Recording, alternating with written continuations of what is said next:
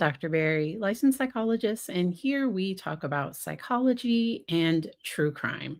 There was a case that came up in my feed this week, and I went to watch because the title of it was that the defendant had an outburst in court. And I watched it, and there was so much to say about this case. And so I'm glad to get to talk with you all here. I will just mention, I don't plan to go into it a lot today, but in the Madeline Soto case, Stephen Stearns is reportedly going to take a plea, likely on Monday. So I think he's going to take a plea deal regarding the CSAM and also the capital M for that case. And what his attorney was able to do was to get the DP. And I apologize for the acronyms, but it's YouTube. It's the beginning of the video, and certain words can't be said. And so this case is not going to go to trial as long as everything goes okay. He's likely going to be sentenced to life without the possibility of parole. My heart goes out to um, Madeline's family. We all have a lot of thoughts about mom, and that's where like 20, but and what I mean by thoughts about mom, so there were a lot of red flags, and I've talked on a few other videos about some of the red flags that were, I think, missed in this case. And but getting into this case, so the woman in the picture is Devyn Michaels, and she had a plea. So she was supposed to be sentenced this past week because she had already accepted a plea deal. When we go to watch the video, because we are going to watch the video, you'll realize that her lawyer isn't sitting beside her. Her lawyer is kind of sitting, I think like he's sitting away from her. And so that's why I think her lawyer might have already known what she was going to say. And the state ended up saying that they weren't comfortable proceeding with the sentencing because she's claiming to be innocent. And a part of a plea deal, when somebody pleads guilty, now there are people that are facing life in prison, or there are people because she was only going to get 15 years. This case has a lot of trigger warnings. This is a very gruesome, heinous case. So I want to give that warning now. For an overview of this case, whew, all right. So it's my understanding, yes. So I believe in 2023, officers responded to a call. I believe this case is out of Nevada, and a mother had found her adult son. So the man in the picture is Johnathan Willette. His mom found him deceased, and police entered the residence and found him in the bed, missing his head, with bottles of bleach and ammonia next to him, and it had been applied to his body. So I think there were some chemical burns in this case. The mother said she had last seen him at about 10 p.m. the previous night while he was hanging out with his girlfriend, Devyn Michaels. Police contacted Michaels and went to her residence to interview her. In Michaels' driveway, they found a cracked cell phone that belonged to the victim, with a dark stain on the screen that appeared to be blood. A search warrant was executed, and in Michael's bedroom, they found a bag containing the victim's ID, truck keys, wallet, social security card, among other items. The next day, Willette's mother, the victim's mother, called the police to let them know that her meat cleaver was missing from the kitchen. In this case, they used a polygraph test. So Michaels took a polygraph test. The examiner advised that the results showed she had a significant reaction to the question, if she participated in any way in the death of Willette. The report says Michaels said she hit him in the head while he was in bed with a wooden stick because he was harmful to her and that there were other issues. So she's claiming to be a victim of him. We do not know their relationship. We do not know what was going on. But we know that he is deceased. Michael stated that she did not want to unalive him and only wanted to hurt him enough that he would go to the hospital because she wanted him out of the way so she could figure out what she could do with her children. Okay. And she was asked if it was possible if she unalived him and did not remember. And according to this report, she said it was, in quotes, they have very possible. Very possible. Okay. So her lawyer got her a deal for 15 years. She was only going to have to do 15 years. That's my understanding. Her sentence was likely going to be 15 years. That's what was going to happen at this plea deal, at this plea agreement. At this sentencing, because she had already entered the guilty plea as a part of the plea deal. That's my understanding from having watched all of this. This was just supposed to be sentencing. Okay. So let's go ahead and get into this video. This video is going to be very triggering. Okay. And what I mean by very triggering, she is going to talk to the family and say that she hopes that they find who really did this. And she's going to say a bunch of things that are okay. And so like 15 years, it's my understanding. So this is based on a news article. So I have it's the news article is Fox 5 from out of local Las Vegas, and I have the link to the article linked down in the description if anybody wants to research this case a little bit more. I also found a few other articles that people can check out too. All right, so let's go ahead and get into this. Prepare yourself. 7239, State of Nevada versus Devyn Michaels. May the record reflect that Ms. Michaels is present in custody. Ms. Patrick is here on her behalf. Ms. Giovanni and Ms. Griffith are here on behalf of the state. Mr. Dave, time set for sentencing. Are both parties prepared to go forward? Yes, Your Honor, sure. All right, state, this is a stipulated sentence. Anything you want to add? I do just a couple of things, Judge. First, we have 3 victim speakers. I asked if they permitted me speak last. Okay. We obviously went to a settlement conference. We stipulated the sentence. So they had 3 victim speakers that were going to speak last. And I've rarely, so the defendant was going to give her words first and then the victim. So I wonder if they were primed that this might not go well today. I really wonder. Because I've never seen the victim statements come after the defendant statements. And that might be how they do it in other states, but I've just never seen it that way. I think that the life tale reflects the gravity and the haunting nature of the facts.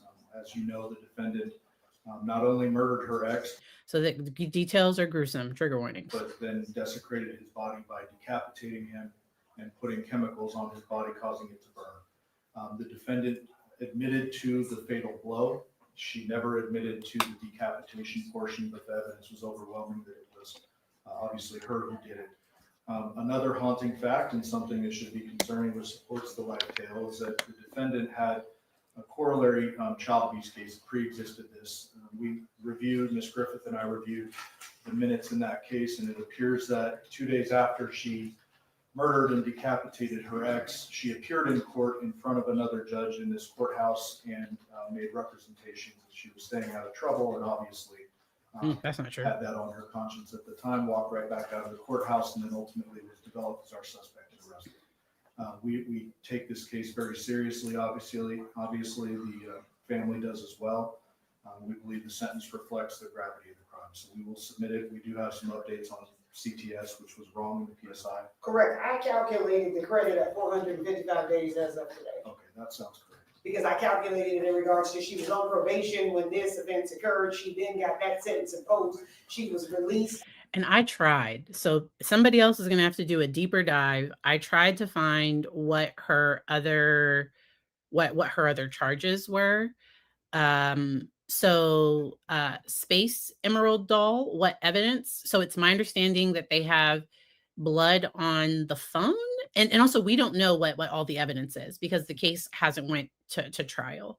Her lawyer likely knows has all the discovery and knows all of this, but once she makes her statement and says that she wants to go to trial, her lawyer is going to request to come off the case.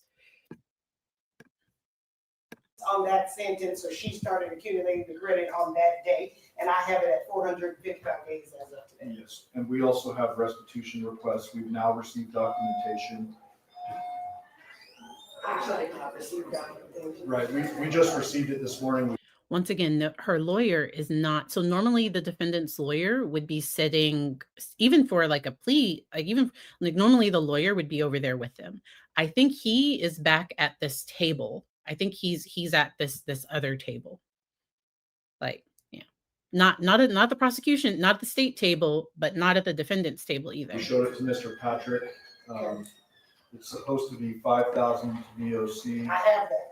$1,923 to James Willette. Hold on, just one $1,923. Yes. To James Willette. okay. And $2,500 to Yoko Willette. How do you spell the first name? Y-O-K-O. Mr. Patrick, have you seen this? I have, Your Honor. Okay, what's your position in regards to the restitution? They had the documentation, we're okay with it. Okay, I think I'm gonna need you to file that documentation because pursuant to the new case law. And so he's there, and it might just be how they do it in this courtroom. But I normally see the lawyer standing by the defendant. I can't order restitution without documentation. Yes, ma'am. All right. Ms. Michaels, what, if anything, would you like to say before I pronounce sentence against you?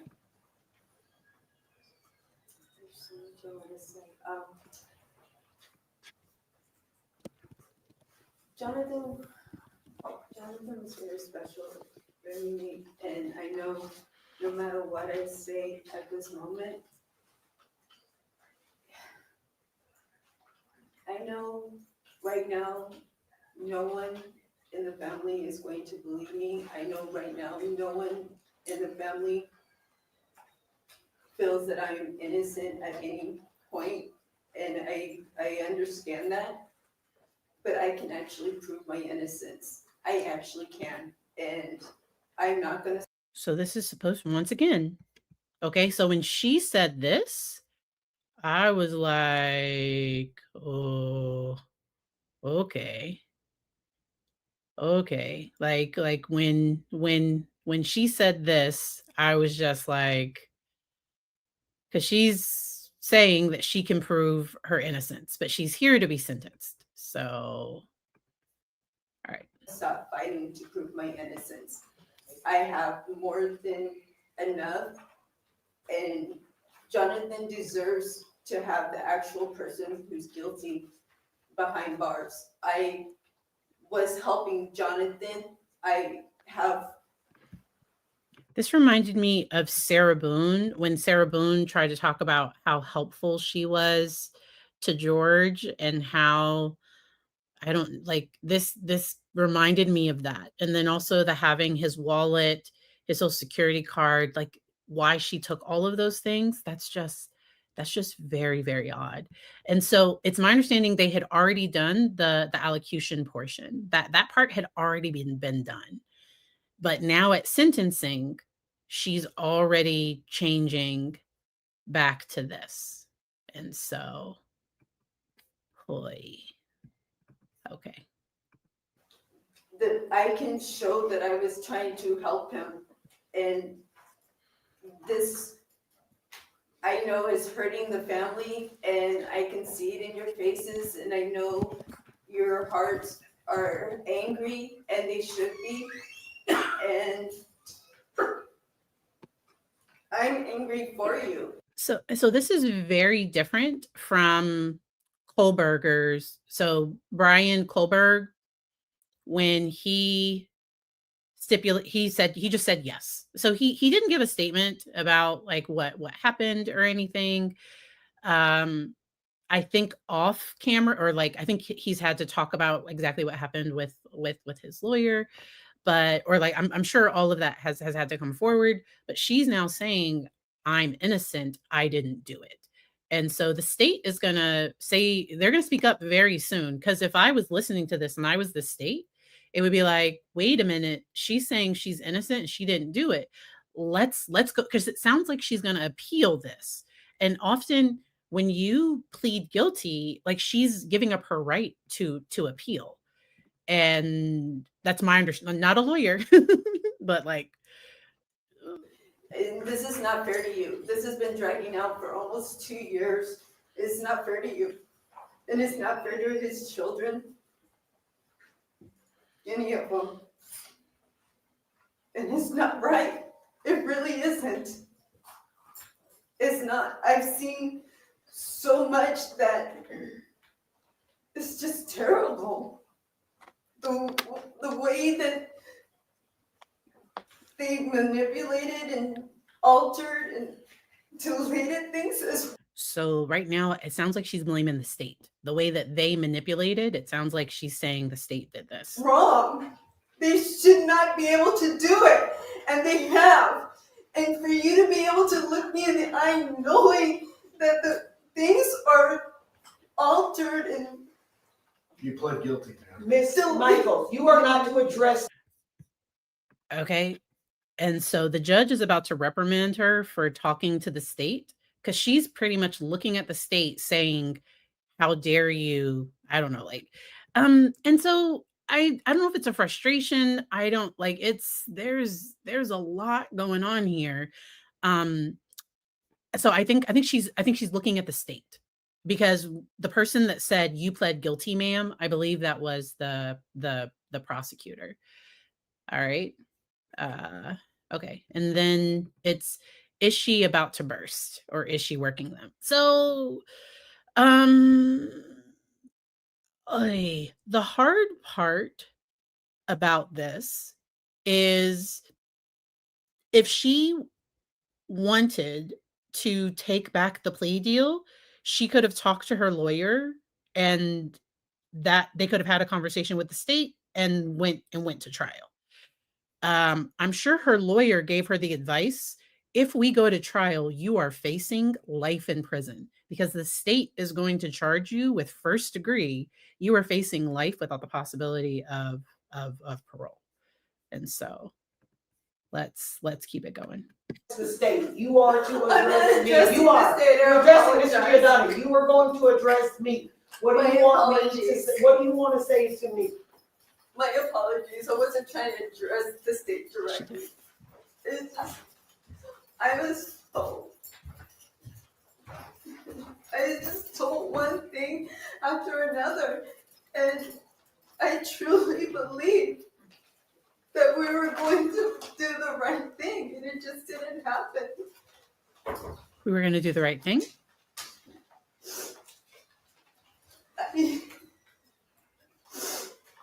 I am so sorry for all of this, but I'm so sorry. But I didn't do this, and I didn't know this would end up like this. I really didn't. And I will forever apologize to the family. I don't know what she's I apologizing. don't know how to fix any of this anymore. But as she's apologizing, I'm not sure what she's apologizing for.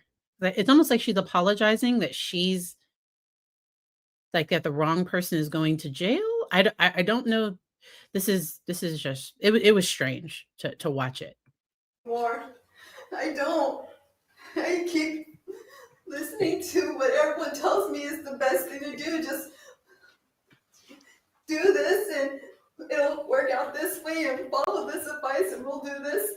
And I keep listening to the people because they keep saying this is the best advice. It doesn't turn out the way they tell me it will. And it just gets worse and worse. And I don't know what to do anymore. Judge, I'm not comfortable with this record. I'm willing to let her out of her plea if the court is inclined. I don't know how to face this. All right, It's just, this wouldn't be appropriate. I completely understand. Let's go to trial. Mr. Giordani. All right. Ms. Michael, Judge Mr. Giordani says that he's willing to let you out of your plea and he's willing to try this case. And you understand that he's willing to try this case on an open murder. So a jury can convict you of a first-degree murder. You understand that? Or do you want to talk to Mr. Patrick about it? Her lawyer. Well, I don't want to talk to Mr. Patrick. He didn't listen to anything I Miss said. Michaels, I need you to understand. So I think that right there is why her lawyer is like, I don't want to be on this case. She's pretty much saying that her lawyer did not, and I don't know what happened between her and her lawyer. I do not know. And really, Sarah, so I'm not even trying to, because sometimes things happen that's just behavior in court. So I don't even want to put a label like this is just strange. This is just very, very strange. There is so at the beginning of the video, we went through, there is strong evidence. She admitted to hitting him in the head and that she wanted to injure him, but that she didn't want to unalive him. And then when asked, because she did a polygraph, and her lawyer might try to throw out the polygraph. Like that's what a defense lawyer might try to get the polygraph thrown out. I don't know if they'll succeed, but they might try.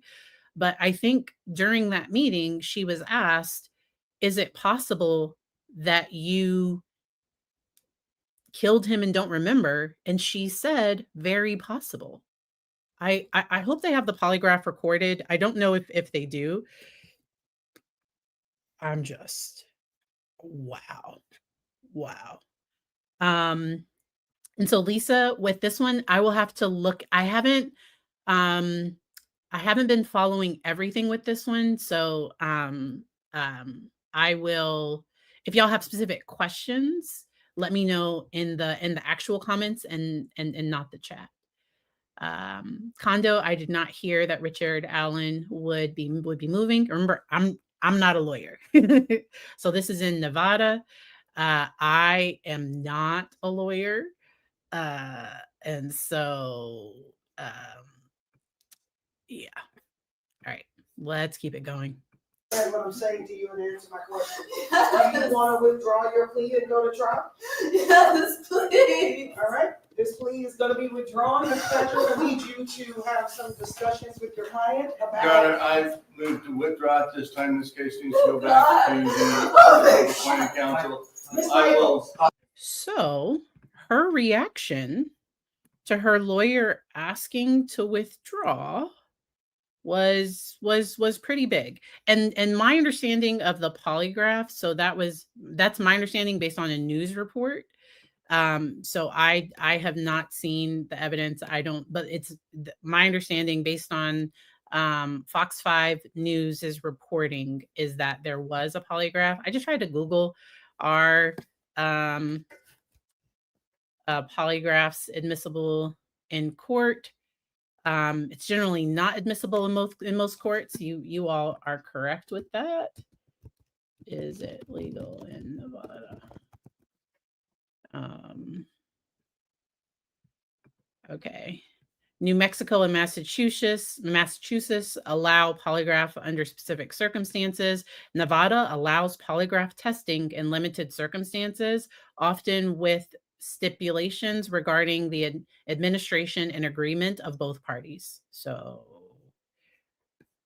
that's according to what I found online. What is that? All right. So I don't, but her lawyer will probably try to get that. Will probably try to get that thrown out if they can. So it sounds like she has a charge for harm to children. I don't know anything about that case. Normally, family court cases are often closed.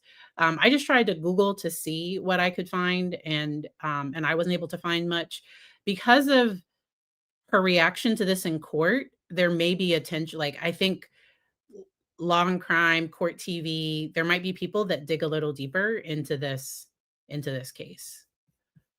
Wow. So we're almost to the end. Let's keep it going. Hold on just one second. Ms. Michaels, you need to conduct yourself like this is a courtroom. If you cannot do that, then they're gonna remove you because I still have business to conduct. And that's where I wonder if the judge, so I don't know what other interactions they've had with her at other times. I do not know what other interactions. And this could just be a judge that runs a very strict courtroom. Like she just could be. Do you understand? Mr. Patrick? Judge, respectfully, I move to withdraw and have this case sent back to Office of Appointed Counsel. I am not in a position to accept appointment on this case should it go to trial at this time. All right. All right, I'm gonna have to reach out to the Office of Appointed Counsel and get her a lawyer that's going to be appointed with the understanding this case is 2 years old. This case is not going to sit stagnant and wait around for a trial. So I'm going to reach out to Ms. Bush myself and have a discussion with her in regards to the appointment of counsel, because this is not going to be, this case has been delayed extensively, and this case is not going to further be delayed so that there is no justice for everybody. Yes, Your Honor. And Your Honor, if I may, that's one of the other reasons, because with Barry Edwards, it would be late next year before I would even consider putting this on as a trial. So I'll reach out to Ms. Bush, Understood. July 31st, 9 a.m. And Your Honor,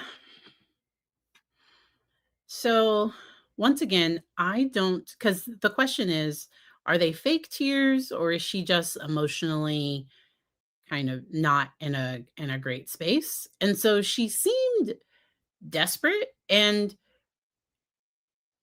but she had a plea deal for 15 years. And now with this going to court, because she seems upset that it's going to court and that, or she seems upset that her lawyer asked to come off. It's just a lot. It's just a lot. So, all right. will you grant my motion to withdraw, please? Yes, I'm going to grant your motion. Thank you.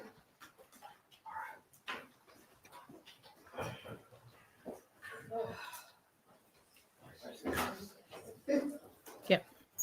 Exactly, Laura. She could end up with life without the possibility of parole. And she was only going to get 15 years.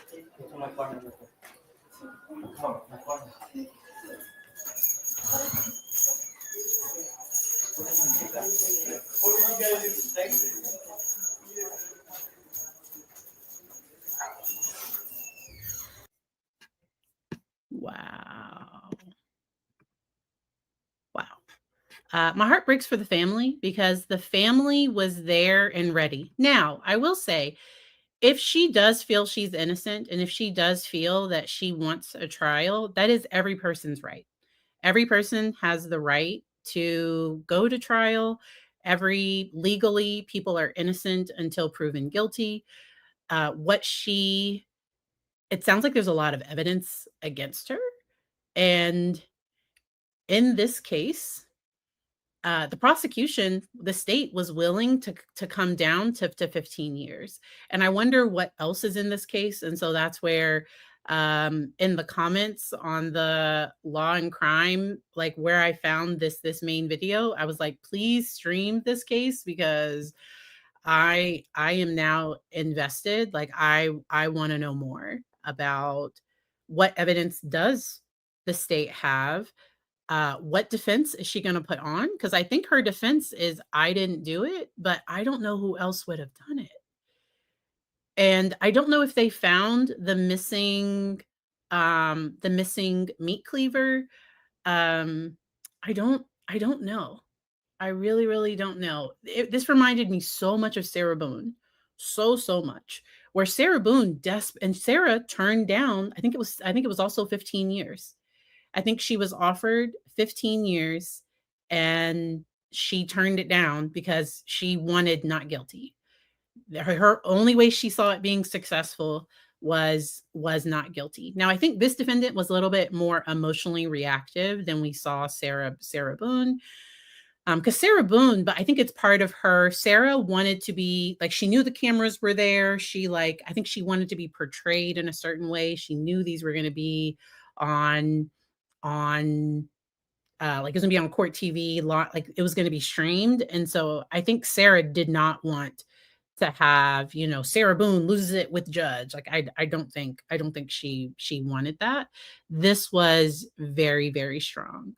Very, very strong. And so I'm definitely going to keep an eye on it. A lot of people are saying that there's a potential that the polygraph might not be admissible. I think the state has other evidence outside of that. My heart breaks because the family thought that this was done, but they might feel good that if she's convicted of first or second degree, she would be looking at a lot more than just 15 years.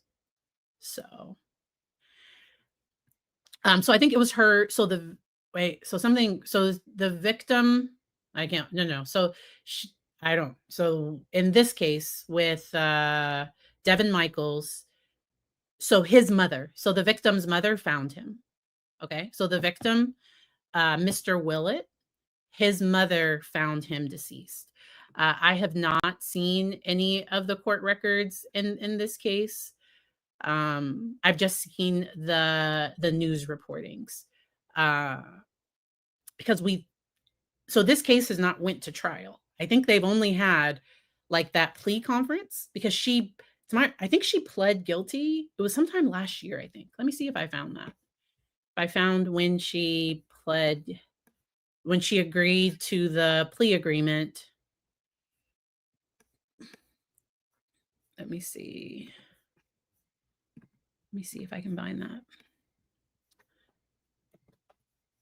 Once again, she was only facing 15 years. And looks like there are online court dockets. Yeah, she pled guilty on September 17th of last year to capital M with a deadly weapon. But then in court on the day of sentencing, she wants to go to trial. And so we'll see what happens. We will see. If y'all missed it earlier, I mentioned that Stephen Stearns is likely accepting a plea agreement that he'll avoid the death penalty.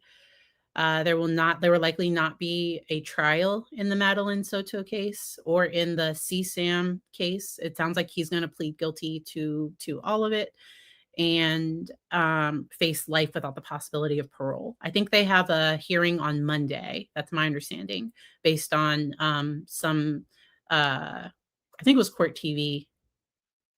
I think I saw their reporting. Did you hear about the 17-year-old girl that?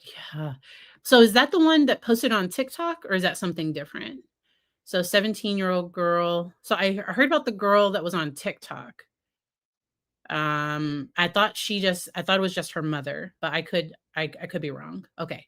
So, I'm definitely keeping an eye on that case too. So Tanika, I saw Court TV talking about it. It's my understanding that he's pleading guilty to all of it. That's but like, once again, like that was my listening to Court TV talk about it. I think Grizzly True Crime, she does a great job investigating and getting to the bottom of things. Her name is Sarah Grace. So that was the TikTok teen, because she went on TikTok, I think, like asking for help in solving their murder, and like she's the one charged with it. And that's I also heard about the sad case out with the manager at McDonald's. There's just so many sad cases out there. I try to cover the ones where we can talk about a mental health angle. I might pick one of those to talk about once they go to trial, to talk about the role of social media. Because the one that gave that rant talking negatively about her manager, about being sent home early, and her manager's so Daria, that was that stuff that was on his phone. So it's so I can't say child essay material. Like that's what it's child harm. So we say CSAM because the algorithm doesn't get mad about that. All right. And so a lot going on in the world. I hope y'all drink your water. Today I was out in the yard, attacked some bushes. And if you're talking about the case that I just covered, Devyn Michaels, I had not heard about this case at all. People in Nevada had probably heard about it, but I had not heard about this case at all until I saw that she had an outburst with the judge. I watched it and I was not expecting the plea deal to be taken back. Because on one of my comments, somebody didn't watch the video all the way through, and they were like, "Oh no!" Like because I said, "Please cover this trial. Like when this goes to trial, please cover it." I said something like that, and somebody commented, they were like, "She got a plea deal," and I was like, "No, like you didn't finish the video." At the end of this video, the state is not comfortable, understandably, because it sounded like she was saying that she was pressured into accepting the plea, or that she wanted to prove her innocence, which that has to happen through like court. Like that's a jury trial. That's the only way to do that. She can't do that through appeals. Taylor is all kinds, and I don't know how they can keep people safe from her. Like she is just so erratic, and it's a lot. But that's where I don't know if they might, like if she comes into court, if she might wear like one of those spit guards, mouth guards, because she's a very volatile person. So this case, because Taylor it gets aggressive with her lawyers. This case, she was getting emotional and upset, and and I get what Sarah meant when she said that she seemed angry. She did seem angry at the fact that she was charged and that she was the one. I think she thinks she's taking the blame for this or taking the fall for this when she doesn't think she did it. And so it's going to go to court. We'll see what happens. And so Magnolia Bell, I really do think when that case goes to trial, I do think I will cover aspects of it. Once again, my heart breaks for that, because I think it was the mother that was killed. I think she had multiple children, and their families grieving because of this. And so, hey, all right. Whew. And then I'm sure y'all are seeing the meme, the Coldplay meme going around everywhere. I kind of have some sympathy, empathy. My heart breaks for the CEO's wife, because like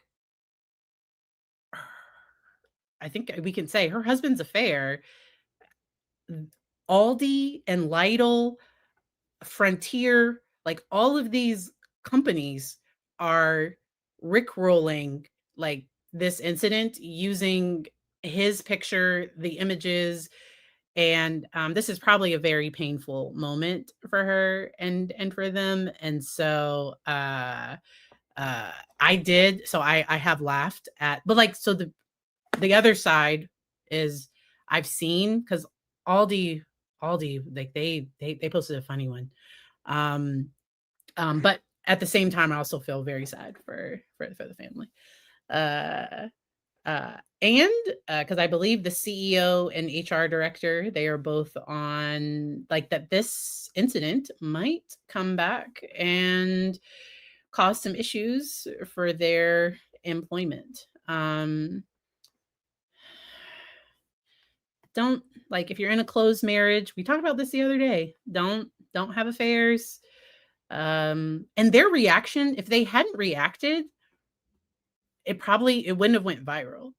but him ducking down and them hurt, like the way they reacted to it. And I'm not trying to teach people how to like cheat better, but it was like their reaction made it where even Coldplay said either they're really shy or they're having an affair. Like that's, and so yeah, they're both on leave right now. Yeah. Um Don't go to places with kiss cams. But I think this has happened at like basketball. I've never seen something like this then turn into marketing for like Fortune 500. Like I haven't seen other companies then use it. And so I've seen the Office memes. I've seen Southwest. I think it was Southwest, or maybe that was Frontier still. It was probably Frontier. Like I've seen so much, and so and HR should know better, but that's because CEOs should not be having an affair with anyone at their place of employment, because that can cause issues for the company that directly. So when you look at the leadership tree, people aren't supposed to be in relationships with people that are like subordinate to them. Like that's if you can fire them, because issues can happen if the relationships go sour, or but it is a mess. Lisa, I have seen the reportings. Whoo, Tanika, you haven't seen it. Oh, y'all, should we do it? Oh, let's see. Oh, okay. Videos, because it's all there. Um, uh, so let me just look for the pictures.